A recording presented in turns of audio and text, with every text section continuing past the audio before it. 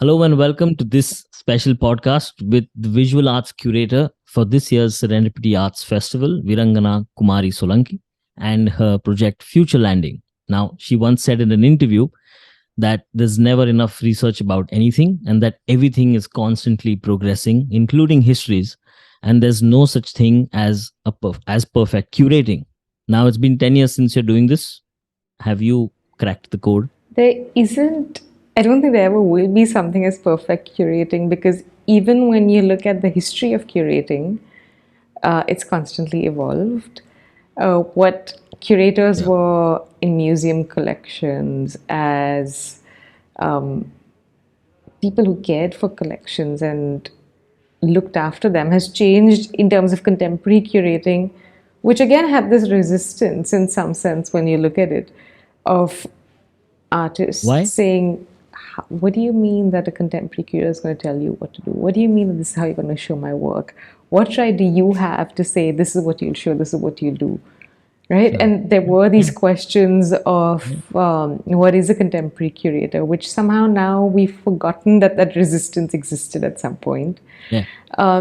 Where, again, moving forward, like with Future Landing, even though I am the curator for it, what we did for Future Landing was the foundation team, Yeah.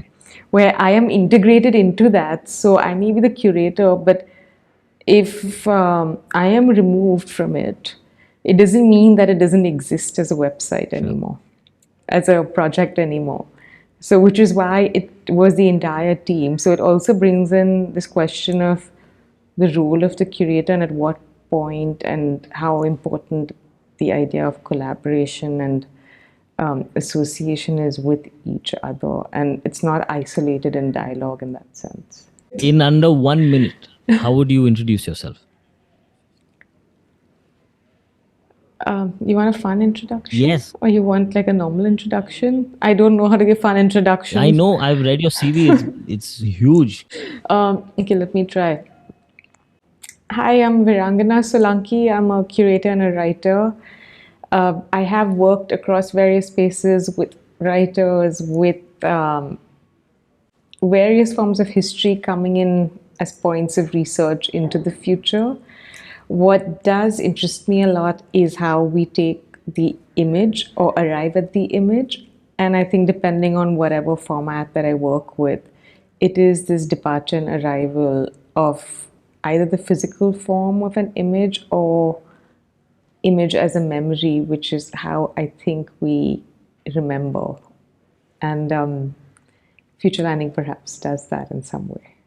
Can you please give us a little sneak peek at the kind of artworks, the kinds of artworks that are going to be there for your project at the Serendipity Arts Festival 22? So I'm not going to describe the projects. No. Come on. I mean, there's no point, right? Because then it's me saying, anyway, all my artists are public. Please. I've been getting messages being like, who are your artists? Like Future Landing. Just go to the website and my 10 artists are already there.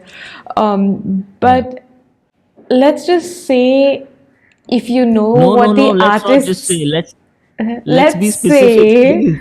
let's say if the artists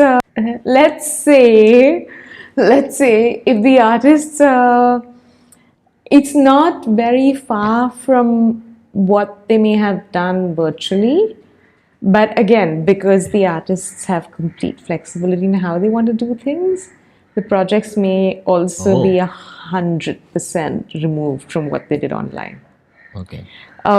But there is coding, there is game, there is a lot of immersive work, there's a lot of interaction, and something which we were exploring for Future Landing in terms of its research was this idea of haptics. But haptics online happened only in a virtual form. Here there'll be haptics in a physical form.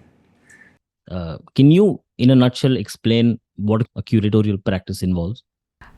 So I'd say depending on which angle you're looking at curating from, and this is moving away from traditionally what curating may have implied in terms of a museum or historical context to what we look at curating as in the contemporary, where it's moved beyond just this care of collections, but more in terms of building dialogues, understanding how space works, and understanding how dialogues work between artists, between artworks, and being, in a way, not becoming the prominent voice, but becoming almost like a facilitator or the third eye in some way, where there's this narrative that's going on, but you're not screaming about you being the narrator. You have curated exhibitions with a defined group of audience. I mean, the classical curated shows which are offline, which are in physical actual spaces, and now you're curating something for a festival. So where the audience is versatile. It's a completely it's not a defined group of audience anymore.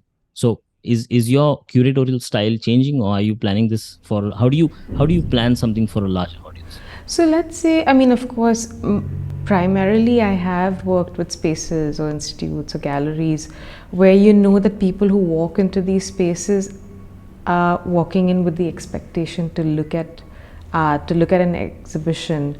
But there have been instances where we worked in public spaces as well. Say, for instance, in a residency that I was in Italy in 2012, we worked with the town itself. So it was about taking the work out. It was about working with how people from the town were going to participate with the work. It was about how do we draw them in.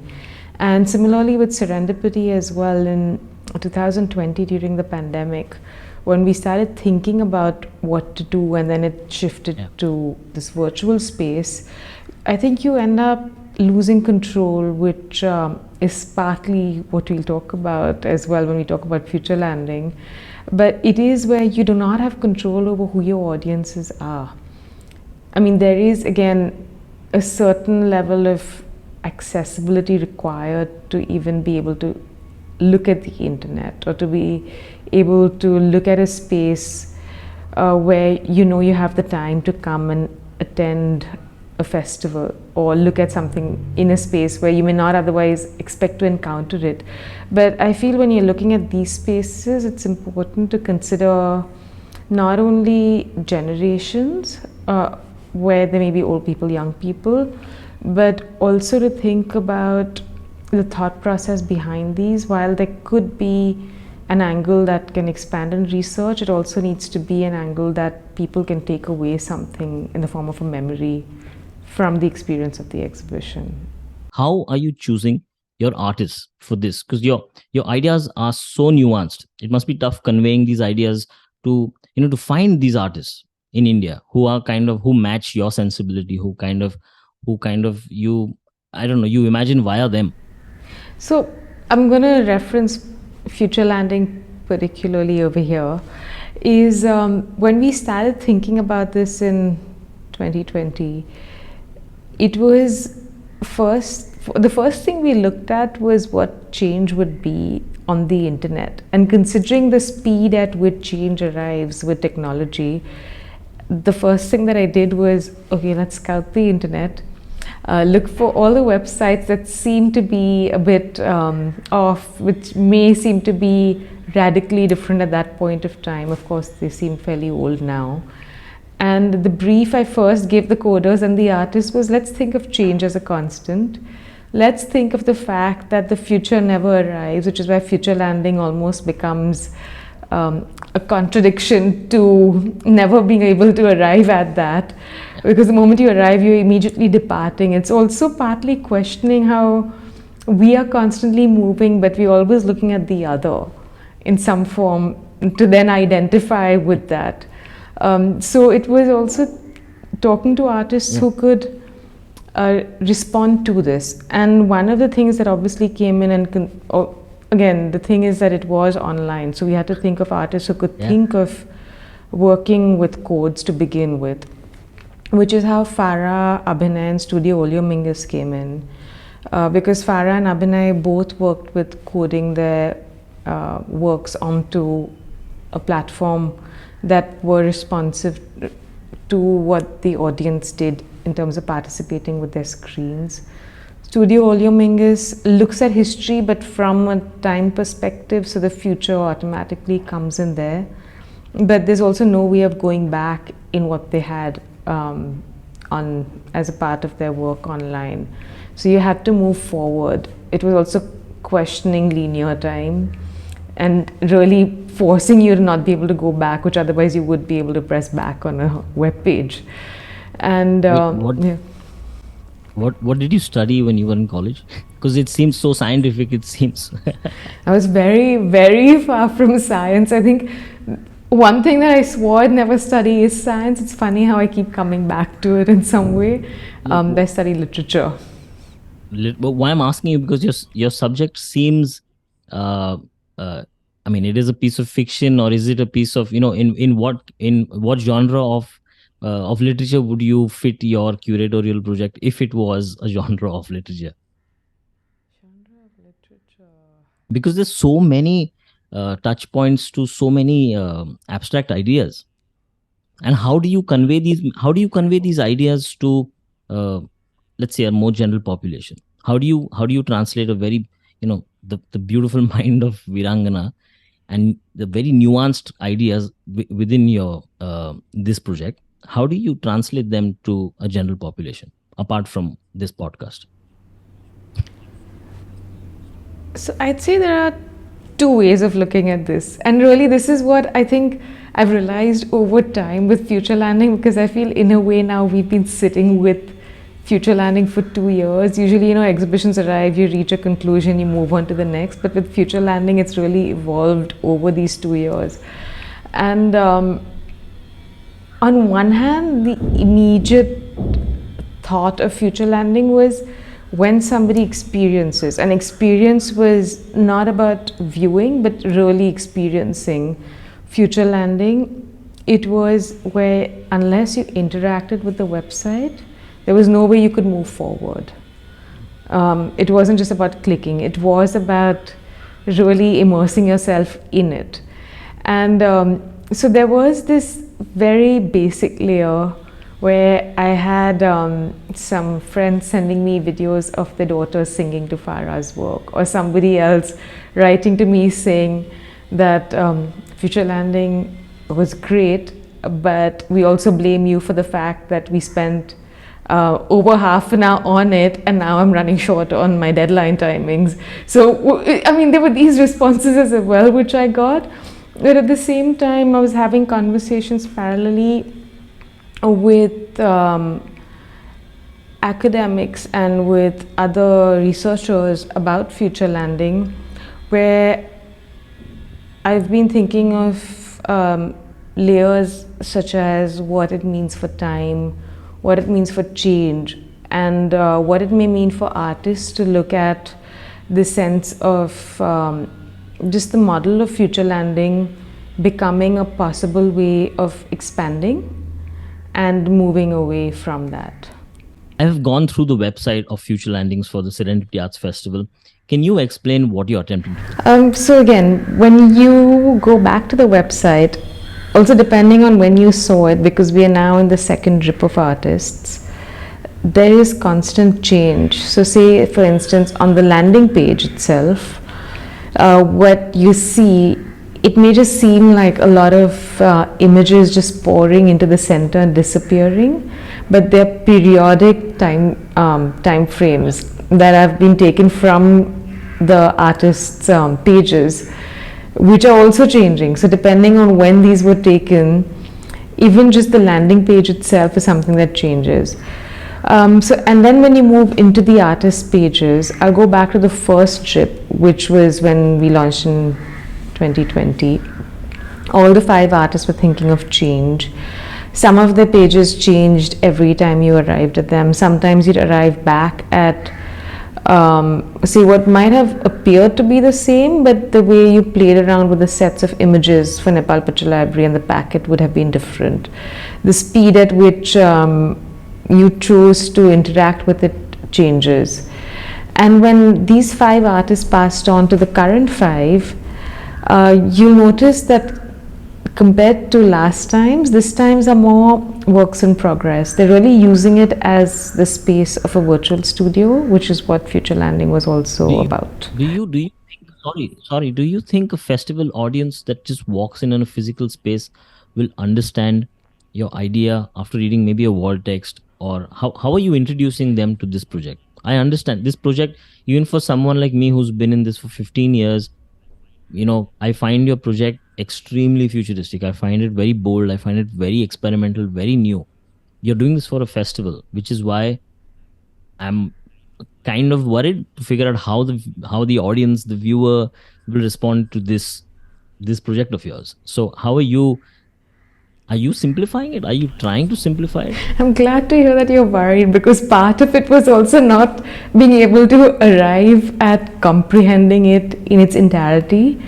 Part of it was about the fact that if you look at it now and I look at it 10 minutes later, we're both going to have separate experiences. So one thing that we did talk about when we discussed the virtual section of Future Landing the first time, the iteration, it was about not letting it be just a translation of physical to virtual. And now the brief, while we're thinking of change, we're thinking of interaction, it's about not letting the physical be a copy of the virtual. So we are in a way undoing what we tried to do. A copy. It's not. So, but something that will be a constant. I don't want to give away too much, but something which we are definitely thinking about is the idea of interaction, because I feel that has been a major part of how Future Landing is experienced. And the reason why interaction becomes important is because based on how you interact with the work, or take one step back, even based on how you interact with the work, is based on a certain trigger of memory, and then based on what you interact and the way you've interacted with the work becomes a part of your future memory. Can you give an example? Just So, I mean, without really. So for example, let's take Abhinay's work, Collapscape. So for Collapscape, depending on which part of the world you logged in from, it picked up a monotone of an instrument which Abhinay had coded into the back end. And say if you sitting in India had logged in, and you had somebody from Thailand who logged in, somebody from the States, somebody from Europe, depending on which country, there'd be different compositions that these would pick up on. Whereas sometimes you may log in and you may only have somebody else from India, so what you'll hear at that time will be entirely different.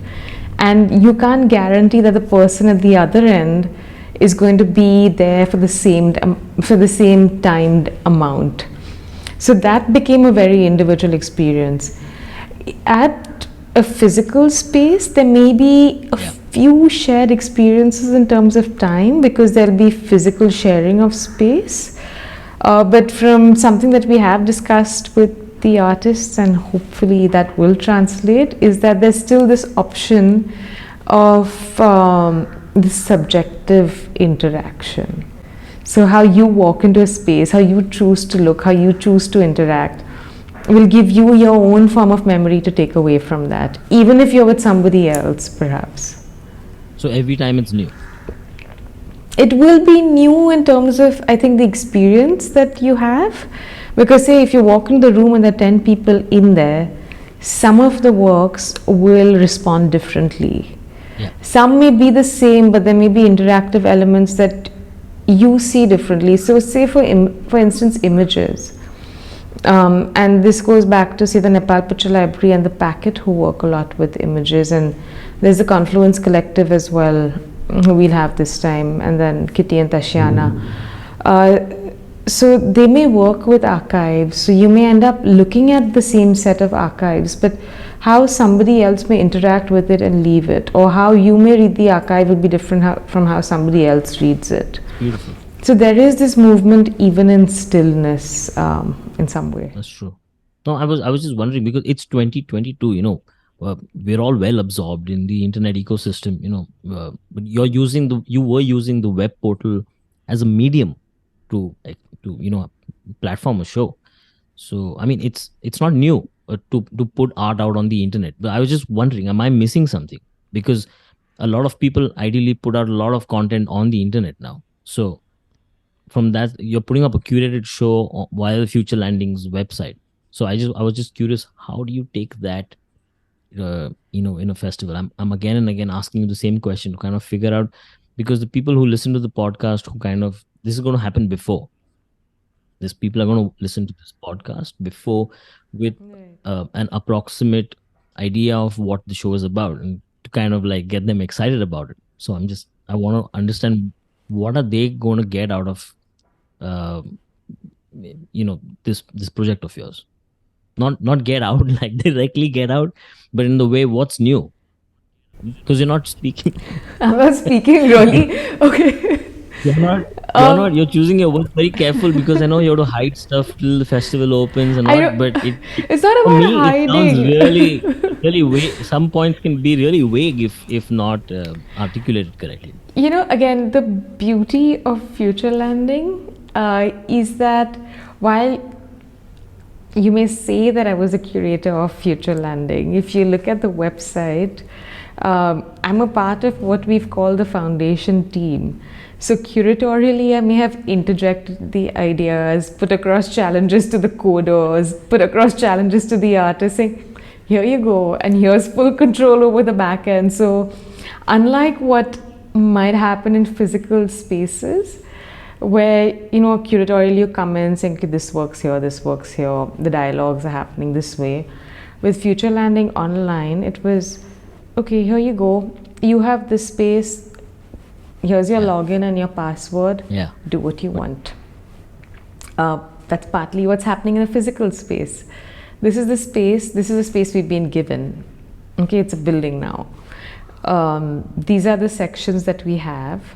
Let's look at what you want to propose. I am not going to say anything. The thing is that there's still constant change. There's still this idea of interaction. So these elements are constant.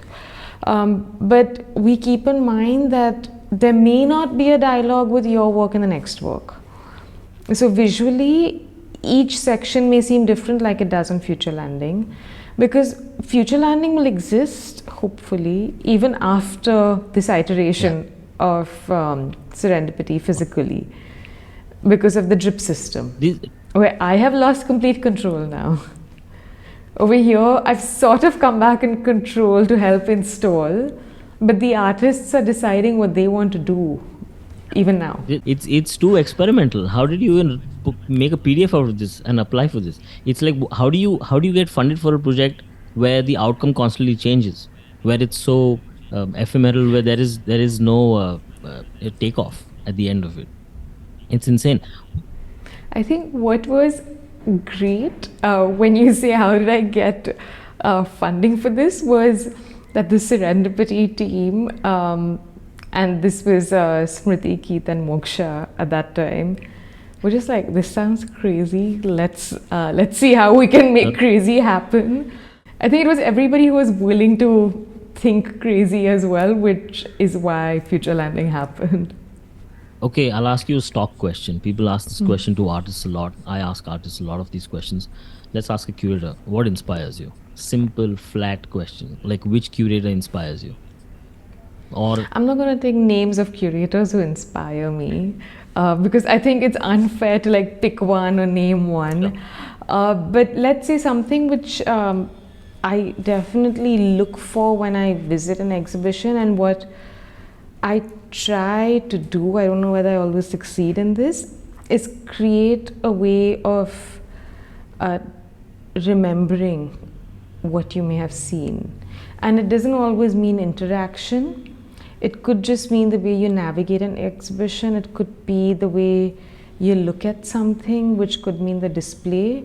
It could be just the narrative of moving from one artwork to the next. But why is this important to you? I'm just dying to know. Like, you specifically, you. Why is it important? Why is this so important to you? because we're constantly being thrown with data and images. It's like, we are standing in one place and the thing's just coming at you, and the way of remembering, it's so short term.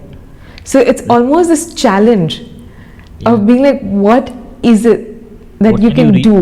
What can you retain? Yeah. And what is it that you can do to let somebody retain their attention, even in an exhibition, and say, I'm not going to pick up my phone to reply that WhatsApp message or an email, because otherwise moving from this to the next will mean something else. I'm not saying it always happens, again, like I said, but it's about how much can you create as an experience that gets carried forward. And also be in the now, be in the now, the here and now. Yeah. That's it. And I think Future Landing, from the feedback that I got, did that. There was, again, an older generation who said that it was too busy for them because it did involve your 100% attention, even to just understand how to navigate it. But once you did it, for some people it became addictive. I was lost, by the way, I should be honest. When I visited the page, I was lost.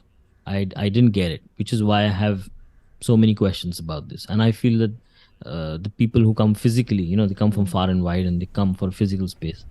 It's good if the curator can kind of explain, just the synopsis of what the idea So I is, think so that when people come, they at least they take off the right idea. They don't get lost. At least they understand your intention. I think when it comes to, again, like I said, that the virtual and the physical, it's not about looking at it as a translation, because the moment you look at it as a translation, you're already looking at loss from one medium to another.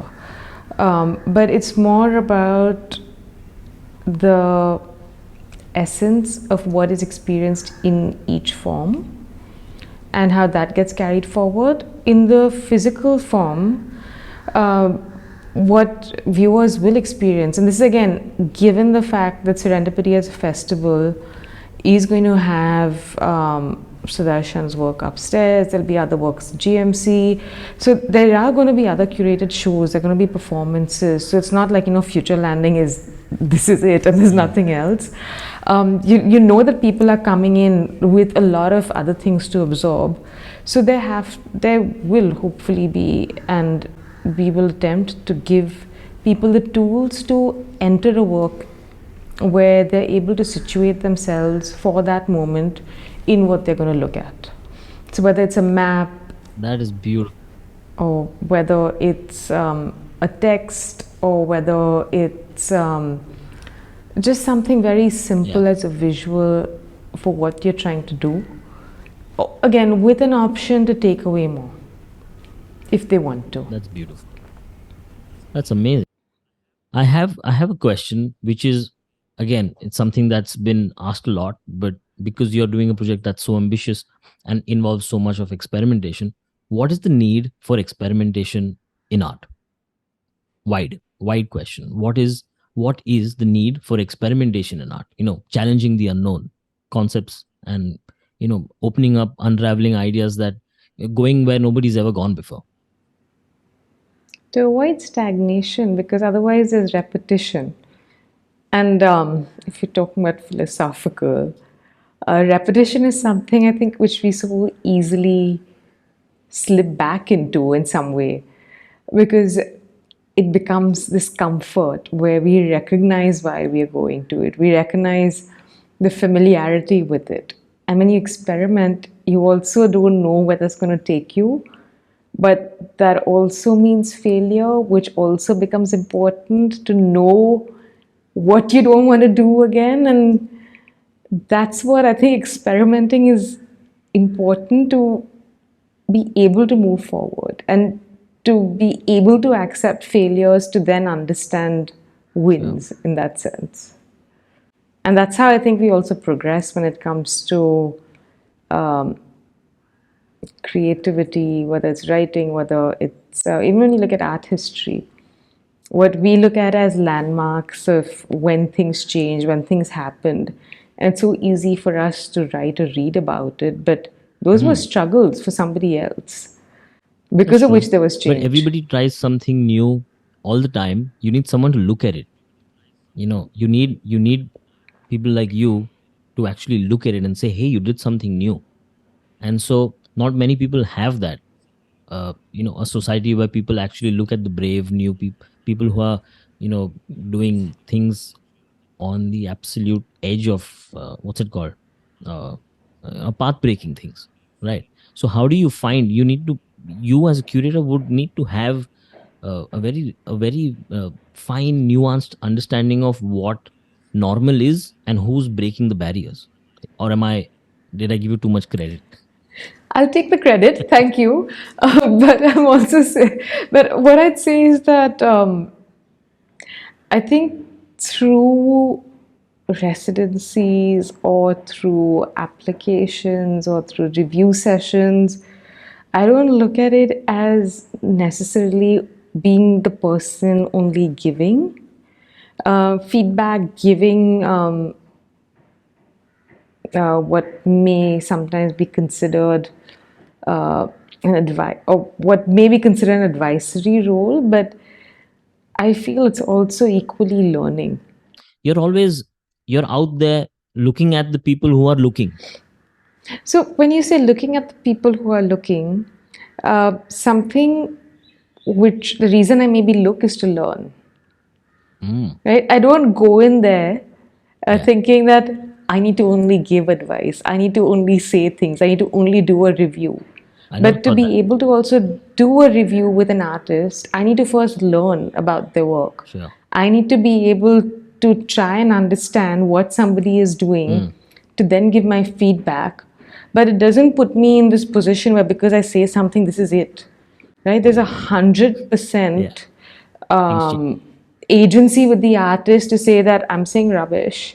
I don't agree with what you say and And deny you it. respect. Right? But that doesn't, yeah, of course I respect that, because the thing is, I may say something which you may 100% disagree with, right? But that's for me to know whether do I want to take how far do I want a disagreement to influence what I'm doing. And then what I think becomes really important, and maybe it's happening a little more, is to have peer support or people who you can turn to discuss things, with knowing that it's a safe space but with critical feedback. And that's something which I feel needs to also grow a little more, because there are insecurities of sharing ideas, because ideas get stolen, things, and it happens Yeah. every day. I mean, you hear about it all the time. I've had that experience as well, so it's not like nobody's looking out to take things. But if you are certain of an idea and how you can grow it, even if that seed is taken away, you have the skill to plant another seed and grow it the way you had imagined it to grow, and not say, okay, that's done, it's over, I can't do it. It's also about seeing how hard you're willing to work, and there is always resistance. But yeah, did I answer that question? There's also no control. Yeah. Yeah. Hey, I remember one thing you said, that the future landings, this project, it's a site where control is not a given option. Can you explain that? So I think when it came to control not being a given option, that was partly sparked by the fact that we were all sitting in our homes curating or looking at what future landing could be, or hoping that this pandemic would end. And I think this idea of control and us not having it was sort of heightened during the Yeah. pandemic, because we kept saying, okay, lockdown's over, as though that this is the deadline that the pandemic is going to be over, right? In our heads it was, okay, this day things will open, this day we Yeah. can move out. And then it became, okay, 3 months, 6 months, 1 year, second Yeah. lockdown, third wave. And you realize that what you plan for is not always how it may happen. And there was this constant loss of control. And in a way, you had to survive that, accept it, and acknowledge it. And it wasn't easy. I don't think it's easy even now, because whatever we try to do, we try to explain it or box it within what Yeah. our mental understanding is. And perhaps the reason that we do that is so that um, we can create association with it, right? And when you think of time, when you think of the future, we always have our plans. And then when you arrive at that, you already have other plans. So that becomes, it's where future landing becomes this way of never arriving. Because you've done it and then you're already thinking, okay, what's next? What's next? We never reach this point of saying, okay, this is it, it's satisfaction. But again, that goes into going back to what we spoke about, where when you reach that point of saying it's complete and satisfied, do we look for that struggle to keep going then? To move out of that comfort, that experimentation to keep going. That's amazing. But I'm also in the same vector. I want to ask you. You asked one artist to hand over their entire journey to the next artist. Can you explain the drip system? What is the drip system? So the drip system is, okay, here I'm going to translate it to a physical space just It's for not ease slang of. for your cool, right? Because you're dripping. It is slang for the cool, but I will explain it to you in a physical way. I mean, imagine you have this circular space with multiple studios, 5 studios to be specific. Circular space with 5 Okay. studios. Got it. Yeah, because I'm trying to make you visualize future landing in a physical space. All right. So this is not circular, it's serendipity. I'm still leaving that a mystery. But you walk into a studio, you walk out. Okay, so you have 5 studios where you walked in and out. And as you walk out, you reach the landing page again. All right. Okay, and the passwords to each of these studios is the backend which the artists control. I have no control All right. over this. Okay, then after 1 year, the artist says, or now moving forward, the graph can become fairly uneven. In the first year, we said, okay, everyone gets a year, and then you choose whom you pass it to. The artist says, okay, I'm done. I'm emptying my studio, which is emptying the back end. And I want you to have my space. They propose it to an artist who says, okay. That artist creates their own lock and key, which is their own login and the password. And this artist walks away from the central space. So now the next artist has entered the drip. Right? So since we did the first drip together, we also did the handover from the first to the second, we timed it. Right? So now this entire second drip of artists are artists who were nominated by the first drip. You don't... I had no say in that. I have zero say in this. So now it's the artists who decide who gets the key for the next space. So the artists collectively threw you out of your own project. I threw myself out. I said, okay, I'm not. This is where loss of control comes in. You have the key to your back end. You choose when you want to stop, and you choose when you want to hand it over to the next artist. I mean, of course, it's required logistics. Abhinay, Samarth and Ashish created a full handover sheet of, when somebody takes over, passes on the drip to the next artist, how they need to log in, how they need to create things. There's obviously consulting of what needs to be done. But in terms of the curatorial structure, it's the landing page and the structure of future landing, which is where the artists have control moving forward. So now from the second drip, you made a corporatized structure for a curatorial experimental project, and I know what you're doing. You're using confusion as a tool for involvement and participation. This is like Hunger Games, or this is like... How is it confusion? This is like Hunger Games or Squid Games, where you put a bunch of artists inside and you say, now make chaos. I know what you're doing. No, but everyone has their own rooms, right? Everyone has their own rooms. Everyone has their own space. And then they say, okay, I'm done. I think I'm okay with now handing over my space to someone else. And they choose whom to pass it on to. But you see what will happen now is as you move from drip 2 to drip 3, the artists from drip 2 decide who they want to pass it on to. But I do not decide what time anymore. So from drip You 1, we said, automated okay, this process. collective drip 2. From drip 2, I mean, we had workshops, we had the artists come in. So we did an internal process from Future Landing Drip 1 to 2.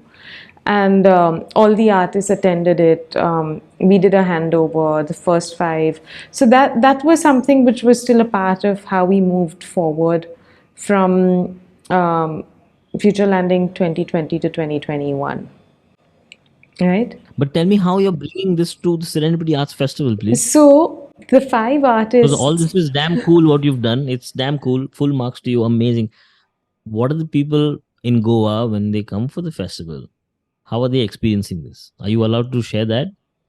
So again, I can. And the thing is that, like I said, that the virtual and the physical will have its differences. It's not going to be so easy to translate the drip system because it's not going to happen in a physical space. All right. The drip system exists only in a virtual In the virtual space. So the artists from drip 2 will choose when they want to shift to drip 3. And it may be at different timings now. So, somebody may say right after Serendipity, we are handing over to someone else. So then you see how the graph will start moving in time then. But what will happen at Serendipity is artists from Drip 1 and Drip 2 will both be present. Drip 1 are the artists who I invited in the first iteration. Drip 2 are the artists who the artists invited. Yeah. So it's all 10 of them. So it's not like I haven't spoken to them. It's not like I haven't had conversations, but the conversations have been twice removed. So I am, again, learning what they are doing because I haven't had the conversations about what they're doing for Future Landing now. They're still on the platform, which also goes back to the fact that I don't think, and I wouldn't take sole credit of being the only person responsible for Future Landing, which is why even on the homepage now, there's the foundation team because we built it together for it to be this. I saw that. It's pretty nice that you acknowledged everybody on the team. But it really, I mean, Future Landing really is the team that did it together. Amazing. With regards to your project and your curatorial practice, is there something from the past that you have brought in?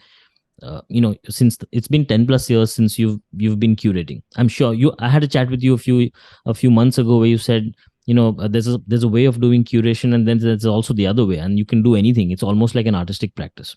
So, I know that you don't like aligning things. You've always been a rebel. You've always done things like Thanks. You've done everything. I don't know what I want to say this aloud, but yeah, no, you've done things. You've not followed the norm, and I think every creative person strives to do that. It's not something that is specific to you, but I'm saying that what happens with you is that you even your subjects, not just the way you've mounted the shows. I'm talking about even the subjects like Future Landing. It's pretty challenging. It's pretty. It's not palatable. It's not something that is normal, I would say. And so I want to ask you: has this come into your into your practice from your own past, or is it a culmination of over the years seeing other exhibitions and kind of how people have made their exhibitions, and you were like, hey, you know what, an exhibition could be this too? I think something. I'm going to answer this in 2 parts. I'll take the second part first, which is about other exhibitions, and something which I've learned is about how to constantly look and make notes, where I think there's always this idea of not knowing enough and being open to learning, which is where recently a curator friend who was also where we worked together at Bodhi, we were at Documenta together, and at some point we were both taking a picture of a pedestal. Okay, not of the artwork, but of the pedestal. And suddenly we look at each other and know exactly why we've done this, because we're both making notes on future curatorial notes of, oh, if we need a pedestal like this, So, yeah, well, now I'm letting you a secret, but I do take pictures of installation, not only of artwork sometimes. And that's where I think that learning comes in when it's about looking through and learning from other exhibitions. Do you feel that you can copy paste or even apply some of the curatorial ideas from the way the West mounts their shows or the way the shows are produced in around the world? Do you feel like there's a there's a difference in the way Indian shows are curated or Something which I've always tried to ensured? avoid, and I think now it's happening less. It's not about the West or about India, it's about the space and the audience. And I remember, I'm talking of the sensibility also. It's like the Indian art gallery going or the art experience, the general population or the general person that experiences art in India. I am going ahead and saying they're not maybe that informed of how to even experience art sometimes. So they can walk away with a lot of confusion if the shows are produced differently, as opposed to a classical oil painting, enter the gallery, spotlit works of art, as opposed to these experiential, like I had gone for a show where Farah had done a sound piece and people didn't know whether to sit on the speaker or to just keep staring at the blank wall or to experience the vibrations in the room. They didn't know what to make of it. Uh, so I felt that people have these rigid ideas of how to experience art, and you're breaking that. And so that's why I'm asking you, why is it important for you to break that? And do you think that the Indian festival audience will be receptive to this brand new, fresh? I think what we all look for in some way is something different. We also tend to get bored very quickly, right? The moment we have something where we can situate ourselves in it, the moment we become centered in what we are doing, or we become voyeurs in what we are doing, right? It immediately makes us pause in some way, right? There is this narcissistic side, whether we admit it or not. It's amazing. All right, thank you, Virangana. This has been an amazing Thank you, conversation. Vaibhav. Sure, it's been an amazing conversation. Uh, I hope you the very best for your exhibition, and I'll see you in Goa. Yes, thank you. And thank you for this conversation. Bye bye. Bye bye.